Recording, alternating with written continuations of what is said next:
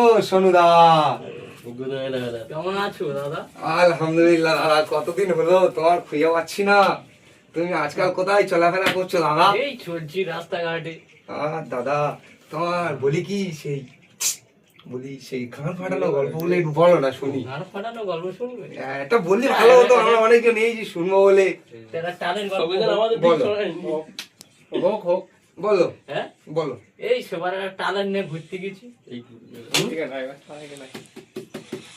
বল হ্যাঁ বল। এটা দুজনে ঘুরতে গেছি এখন। গেডা মাছ দেখাচ্ছি। মাছ কি মাছ? এই একটা লাটা মাছ এমনি ছোট ঘুরছে। লাটা মাছ। হ্যাঁ তারপর ও এখন মাছটা তুলেছে, মাছটা মেপেছি 1 কিলো মাছ, তার ভিতরে 1.5 কিলো ডিম পেয়ে। দাদা এটা আমি তুমি উল্টো কথা বলছি, আমি মানতে পারলাম না।